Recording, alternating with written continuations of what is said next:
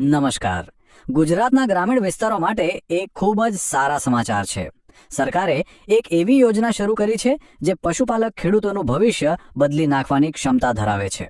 તો ચાલો આજે આ મહત્વપૂર્ણ પહેલ વિશે આપણે વિગતવાર વાત કરીએ. 4 લાખ રૂપિયા. આ આંકડો ઘણો મોટો છે, નહીં? પણ આ રકમ પાછળ એક ખૂબ મોટો વિચાર છુપાયેલો છે. સવાલ એ છે કે આટલી મોટી સરકારી સહાય ગ્રામીણ અર્થતંત્રને કેવી રીતે નવી દિશા આપી શકે છે. ચાલો જાણીએ. તો આ 4 લાખ રૂપિયાની જે સહાય છે એ પશુપાલકોને આધુનિક અને સુવિધાઓથી સજ્જ તબેલા બનાવવા માટે આપવામાં આવી રહી છે. અને હા, આ માત્ર એક બાંધકામ નથી, પણ પશુપાલનના આખા વ્યવસાયને એક નવી દિશા આપવાનો પ્રયાસ છે. પણ મનમાં એક સવાલ ચોક્કસ આવે કે ફક્ત એક તબેલો બનાવવા માટે સરકાર આટલી મોટી મદદ શા માટે કરી રહી છે? એટલે કે આ યોજના પાછળનો સાચો હેતુ શું છે? ચાલો એની જરૂરિયાતને સમજીએ. જુઓ, આ તફાવત બધું જ કહી દે છે. જૂની પદ્ધતિમાં કેવું હતું? ખુલ્લું વાતાવરણ એટલે પશુઓની બીમારી થવાનું જોખમ વધારે, સારવારનો ખર્ચ પણ વધે અને દૂધ ઉત્પાદનમાં પણ અનિયમિતતા. જ્યારે આ નવી યોજના હેઠળ બનેલા આ આધુનિક તબેલા પશુઓને સ્વસ્થ રાખે છે, દૂધ ઉત્પાદન વધારે છે અને ખેડૂતનો નફો પણ વધારે છે. કહી શકાય કે આ એક સાચો ગેમ ચેન્જર છે.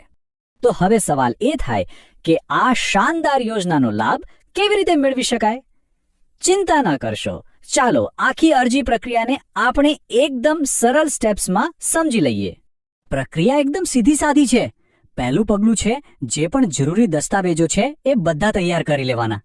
બીજું, જિલ્લા કચેરીમાં અથવા તો ઓનલાઈન પોર્ટલ પર અરજી જમા કરાવી દેવાની અને બસ મંજૂરી મળ્યા પછી સહાયની રકમ સીધી બેંક ખાતામાં.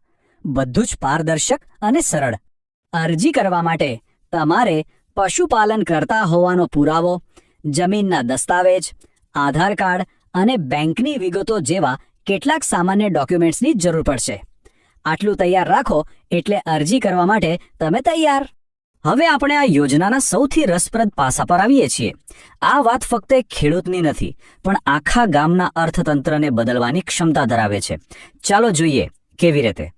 સૌથી પહેલા તો એ જોઈએ કે આનાથી એક ખેડૂતને વ્યક્તિગત રીતે સીધો શું અને કેવો ફાયદો થાય છે.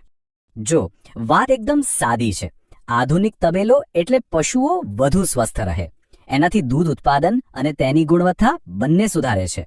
પશુઓના સ્વાસ્થ્ય પાછળનો ખર્ચ ઘટે છે, જેનો સીધો ફાયદો ખેડૂતની આવકમાં વધારો કરીને થાય છે અને પરિણામે ખેડૂત આર્થિક રીતે વધુ મજબૂત બને છે. પણ આ વાર્તા અહીં પૂરી નથી થતી. જ્યારે એક ખેડૂતની પ્રગતિ થાય ત્યારે એની અસર આખા ગામની સમૃદ્ધિ પર કેવી રીતે પડે છે?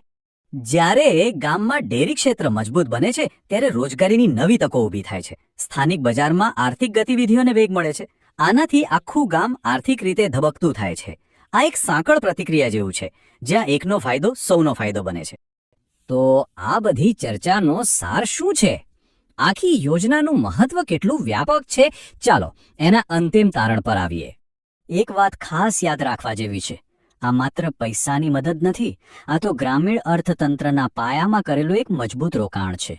આ ખેડૂતોને આત્મનિર્ભર બનાવવાનો અને ગામડાઓને વિકાસની નવી ગતિ આપવાનો એક મક્કમ પ્રયાસ છે. અને અંતે એક મહત્વનો સવાલ જે આપણે સૌએ વિચારવો જોઈએ.